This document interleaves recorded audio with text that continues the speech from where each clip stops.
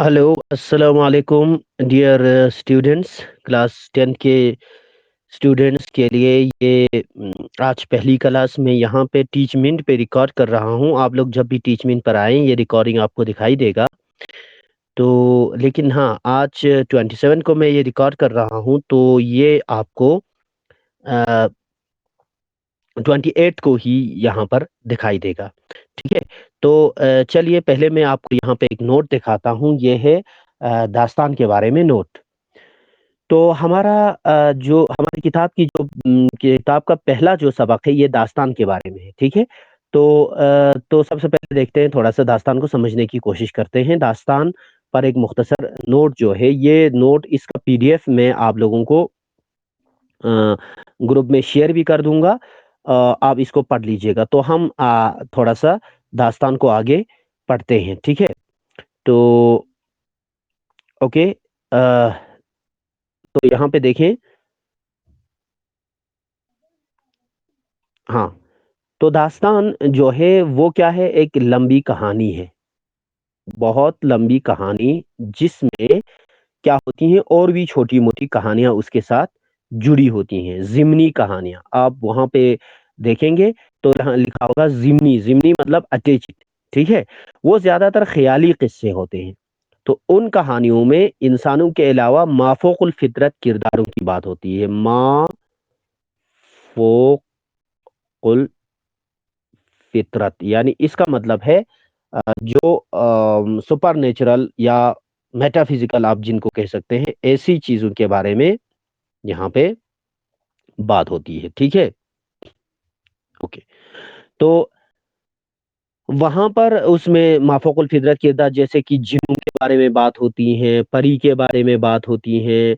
यानी उनमें जिनों के साथ बातें करना, जिनों की इलाके में जाना, परियों के साथ शादियां करना, परी से इश्क होना, ऐसी चीजें बहुत सारी होती हैं जो जिंदगी, हकीकी जिंदगी से, असली जिंदगी से उनका कोई वास्ता नहीं होता है। लेकिन क्योंकि दास्तानें जिस ज़माने में लिखी जाती थी या जिस ज़माने में वो दास्तानें गढ़ी गईं, बनाई गईं, तो वो बनाने वाले के सामने अपना माशरा, अपना इलाका, अपने मुल्क के लोगों का रहन-सहन वग़ैरह वो उसने देखा है। तो वहाँ पर दास्तान में भी जो लोग अगर दिखाएँगे, उनको खाते-पीते या मिसाल उनके कपड़े पहनने का अंदाज़, उनका मकान, उनका माशरा, उनके बादशाहों के महल, दरबार वग़ैरह उसके बारे में बताना हो तो क्या बताएगा? वो अपने ज़माने के बादशाह के तरह का ही कुछ बताएगा ना। तो इसीलिए तो दास्तान जब हम पढ़ते हैं तो दास्तान को पढ़ने से हमें उस ज़माने की माशरे के हालात का, लोगों के रहन-सहन के हालात का भी थोड़ा बहुत अंदाज़ा होता है। अब दास्तानें बनी कैसी? तो ये इस तरह से है कि पुराने ज़माने में बादशाहों के पास तफ़रीह का ज़रिया नहीं था, लोगों के पास तफ़रीह का ज़रिया नहीं था, तो जब भी वो उनको फुर्सत मिलती थी, तो वो कहानियाँ ऐसे सुनते थे। तो कुछ लोग उनमें से बहुत मतलब तेज़ होंगे, जो दास्तानें बनाते, जो कहानियाँ गढ़ाते जाते, हाँ, नई-नई चीज़ों के बारे में कुछ कुछ अपने हिसाब से ख़याली किस्से गढ़ते जाते और लोग उनको सुनते थे। तो ये दास्तान जो सुनाने वाले पूरी तरह से एक्शन के साथ सुनाते थे। हमारे यहाँ भी एक दास्तान बहुत मशहूर है केसर सागा के नाम से, केसर जुल्म्स के नाम से। तो आप लोगों को तो शायद मालूम ना हो, लेकिन आपके मम्मी-पापा या आपके दादा-दादी को मालूम होगा कि केसर केसर की कहानी में 18 ज़िमनी कहानियाँ, 18 चैप्टर्स हैं उसकी। तो वो जो है ना पुराने ज़माने में हमारे यहाँ सुनाया करते थे, तो बहुत महीनों तक वो चलते थे, केसर की कहानी सुनते जाते थे लोग। ठीक है?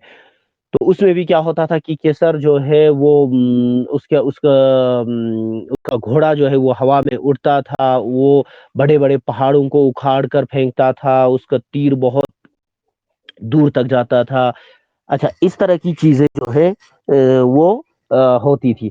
तो ये दास्तान इस तरह से होती है। उसमें हकीकी ज़िंदगी से कोई उसका लेना-देना नहीं होता, लेकिन उस ज़माने के लोगों के खान-पान वगैरह या रहन-सहन वगैरह के बारे में हमें थोड़ा-सा अंदाज़ा होता है। ठीक है? तो दास्तान के बाद नेक्स्ट जो उर्दू में सिनफ़ आई या वो क्या थी? वो नावल थी। ठीक है? लेकिन नावल से पहले दास्तानों का रिवाज था। दरबारों में बाकायदा दास्तान को मुलाज़िम रखे जाते थे, तो दास्तान सुनते और सुनाते थे। تو آج کل داستانیں نہ لکھی جاتی ہیں، نہ پڑھی جاتی ہیں، نہ سنی جاتی ہیں، تو لیکن کیونکہ آج لوگوں کے پاس وقت ہی نہیں ہے داستانیں سننے سنانے کا، اتنا سارا وقت نہیں ہے، تو لیکن جتنا بھی ہمارے پاس داستان ہے، جتنا بھی سرمایہ ہے، وہ ہمارے لیے ادبی اثاثہ ہے، ہمارے لیے امپورٹنٹ ہے، ٹھیک ہے؟ تو داستانیں شروع میں اردو میں داستانیں کہاں سے آئی؟ تو داستان جو ہے سب سے پہلے تو عربی میں لکھی گئی، ٹھیک ہے؟ عربی کی داستان الف لیلا بہت مشہور داستان ہے، الف لیلا آپ لوگوں کو پتہ نہیں ہوگا، ہم جب چھوٹے تھے تو الف لیلا ٹی وی پر آتا تھا دوردرشن پہ، ہر روز غالباً 9:30 بجے، تو ہم دیکھتے تھے، تو آپ کے ممی پاپا کو معلوم ہوگا، ٹھیک ہے؟ اچھا، تو اسی طرح سے الادین کی ایک داستان ہے، آپ لوگوں نے سنا ہوگا، الادین جو چراغ کو رگڑتا ہے تو اس میں سے جن نکلتا ہے، اور اس کے پاس ایک قالین ہوتی ہے، تو وہ اس قالین پر اڑتا ہے، کہیں سے کہیں پہنچ جاتا ہے نا؟ اسی طرح علی بابا اور 40 چور کی داستان آپ لوگوں نے سنی ہوگی، اگر آپ نیٹ پر اگر ابھی سرچ کریں یوٹیوب وغیرہ پر، اس کی ویڈیوز بھی ہوں گے، تو ان سب میں کیا ہوتا ہے، یہی جن پری ایسے اڑنا، آدمی کا ایسے ایسے کام کرنا جو بالکل امپاسبل ہوں، یہ ساری چیزیں ہوتی ہیں۔ تو اردو میں داستان جو ہے وہ فارسی سے آئی، فارسی میں عربی سے آئی، عربی سے فارسی میں آ کر فارسی میں بہت ساری داستان ہے، امیر حمزہ کی داستان ہے، جیسے اچھا الف لیلا کا بھی فارسی میں ترجمہ ہے، اس کی طرح رستم و سہراب کی داستان ہے، اور بھی بہت ساری داستانیں ہیں۔ تو ہندوستان میں جب مغلوں کی حکومت تھی تو یہاں پہ فارسی کا زور تھا، تو لوگ فارسی کی داستانیں پڑھاتے تھے، سنتے تھے، تو اس کی دیکھا دیکھی کیا ہوا کہ کچھ داستانیں جو ہے یہاں پر اردو میں لکھی جانے لگی، اور بہت ساری داستانیں فارسی سے ہی ترجمہ کی جانے لگی، ٹھیک ہے؟ تو اردو میں سب سے پہلی جو داستان جو دکن میں لکھی گئی، وہ سبرس نام کا ایک داستان ہے، جو ملا وجہی نے لکھا تھا، اور اس کے بعد شمالی ہندوستان میں اردو کی پہلی داستان قصہ مہر افروز و دلبر ہے، یہ ایک شہزادہ اور ایک پری کی عشق کی داستان ہے۔ اس کے بعد باغ و بہار اردو کی سب سے مشہور داستان ہے، یہ باغ و بہار جو ہے وہ ایک فارسی داستان تھی، چہار درویش نام کا، اس کو اردو میں ترجمہ کیا عطا حسین تحسین نام کے ایک شخص نے، اس کا نام رکھا نوطرز مرصع، لیکن وہ اردو بہت ہی مشکل تھی، آج کل تو ہمیں وہ سمجھ میں ہی نہیں آتی، تو اسی نوطرز مرصع سے جو ہے میر امن نے اس کو بہت آسان اردو میں ترجمہ کیا، اور اس کا نام رکھا باغ و بہار۔ اس کے علاوہ شیر علی افسوس نام کے ایک مصنف نے آرائش محفل لکھی ہے، دری بخش کی طوطا کہانی وغیرہ، اور بہت ساری داستانیں لکھی گئی، یہ ساری داستانیں فورٹ ولیم کالج میں لکھی گئی۔ فورٹ ولیم کالج 1801 میں کلکتہ میں قائم ہوا تھا، جو انگریزوں کو ہندوستانی زبان یعنی اردو سکھانے کے لیے قائم کی گئی تھی، تو وہاں پہ اردو سکھانے کے لیے اس وقت کتابیں نہیں تھی، تو اسی لیے کالج کے جو لینگویجز کے سیکشن کے ہیڈ تھے، پرنسپل تھے، جان گلکرسٹ نام کا ایک انگریز تھا، اس نے پورے ہندوستان سے اچھے اچھے ادیبوں کو بلایا اور کہا کہ وہ کتابیں لکھی، تو کتابیں کس طرح سے لکھی انہوں نے، جو فارسی میں داستان وغیرہ تھے یا اردو میں مشکل داستان وغیرہ تھے، ان کو آسان اردو میں ترجمہ کیا تھا کہ ان کو پڑھ کر انگریز آسان طریقے سے اردو سیکھ سکیں۔ تو میر امن بھی وہاں پہ پہنچے تھے، تو میر امن نے جو ہے اس کو ترجمہ کیا، باغ و بہار اس کا نام رکھا، چہار درویش کا ترجمہ کیا اور اس کو باغ و بہار نام رکھا، ٹھیک ہے؟ اچھا، میر امن جو ہے وہ خود دہلی کے رہنے والے تھے، تو دہلی میں آپ کو معلوم ہے کہ 1800 کے 57 کے آس پاس جو ہے دہلی میں بہت حالات خراب ہوئے، تو وہاں پہ لوگوں کا جینا مشکل ہو گیا، روزگار نہیں رہا، تو کیا ہوئے، سارے شعراء ادیب حضرات ادھر ادھر، کچھ لکھنؤ چلے گئے، کچھ کلکتہ چلے گئے، کچھ دکن چلے گئے، تو میر امن جو ہے وہ نوکری کی تلاش میں کلکتہ پہنچے۔ کلکتہ میں 1801 میں فورٹ ولیم کالج قائم ہوا تھا، تو آپ کو معلوم ہے جیسے میں نے پہلے کہا، فورٹ ولیم کالج میں وہاں پر ادیبوں کی یعنی رائٹرز کی ضرورت تھی، تو میر امن کو جان گلکرسٹ نے یہ کام دیا کہ وہ چہار درویش کو آسان اردو میں لکھیں، اور انہوں نے اس کو بہت ہی آسان اردو میں لکھا۔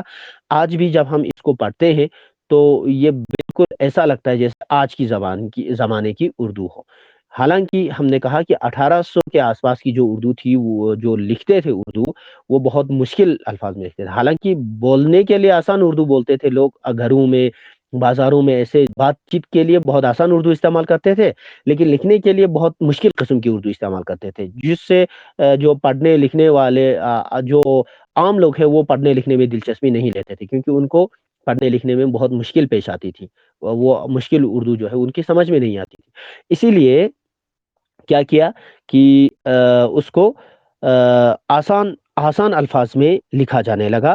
اب جب آج کے زمانے میں تو ہم آسان اردو میں جیسی اردو ہم مثلاً گھروں میں یا بازاروں میں ہم ایک دوسرے سے ملتے وقت ہم جیسی اردو بولتے ہیں، ایسی ہی اردو میں جو ہے مضامین کہانیاں وغیرہ ہوتی ہیں، اسی لیے ہم دلچسپی لے کر پڑھتے ہیں۔ تو میرامن نے اسی کو دیکھتے ہوئے کہ لوگوں کی دلچسپی بڑھانے کے لیے اس کو بہت ہی آسان الفاظ میں استعمال کیا، تو میرامن کے اس داستان کو نام انہوں نے باغ و بہار رکھا۔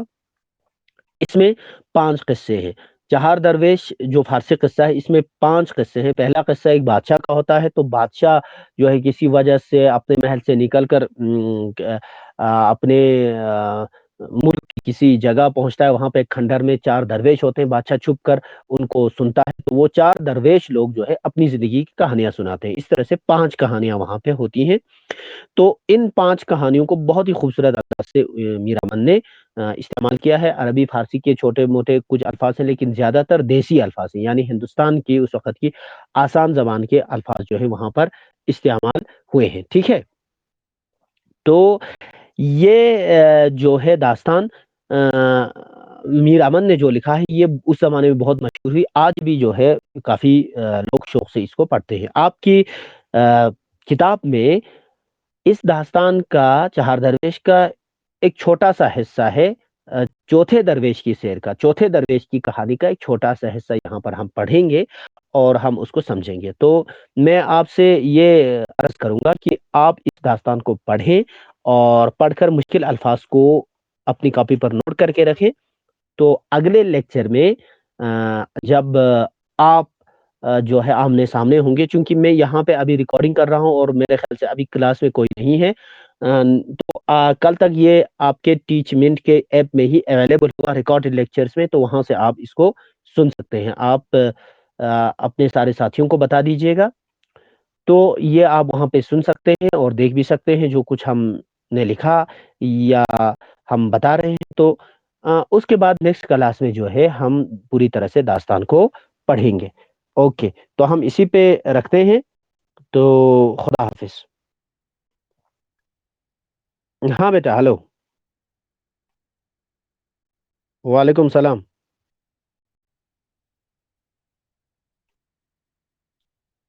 ہاں بیٹا، جو پہلا چیپٹر داستان ان منیا آتے آن سا ختم بس پندے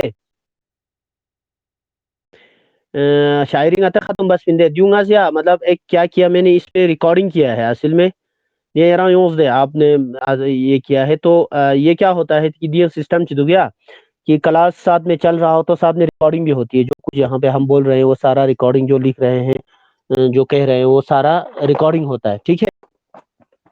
تو آج کیا چھپ ایک یہ 24 گھنٹے کے اندر ریکارڈنگ اویلیبل چھندو دینے کا یا اپلوڈ چھندو قرآن دینے کا، یا تو ایپ پہ جو تو جرے ریکارڈڈ کلاس ہوں چن اور ریکارڈڈ کلاس پہ نو آج کل تو ٹھیک ہے۔ ہاں ٹھیک ہے، بہت اچھا ہے نا، آپ نے جو سنا، لیکن اس کو آپ دوبارہ مطلب سننے کے لیے دینا یا ایپ پہ نام چھانا کا تو ایپ پھیسنا ادھر چھائن چن اور نس ایک گرو بھی چکلا ویڈیو گاؤں چوستان سے سکرین ریکارڈر کا، ٹھیک ہے، اور کا چینل تو ہے آپ کو جو والا جو بھی آپ کو اچھا لگے وہاں آپ دیکھ لو، اور نسے کا پی ڈی ایف پہنچ شیئر بستا نوٹ پہ ہے، تو دیالتا سینا داستان پورا سلسل شک سلسلے اور مشکل الفاظ اتنا سدھا گتا گرو بھی کا دیدی الفاظ ان چین ذرا فوٹو چاہتے گتا تا نہ گیا گرو بھی کہتا ہوں فوٹو چاہتے یہ اس کا کیا مطلب، اس کا کیا مطلب ہے، ذرا ہائی لائٹ بس نہ تو ہمیں اس کے معنی آپ کو گروپ میں ہی بتا دوں گا، ٹھیک ہے۔ تو آج کسی کلاس سے آنا گا جیسے ندرنگ گتا ٹھیک سو دے اوکے، یعنی خدا حافظ۔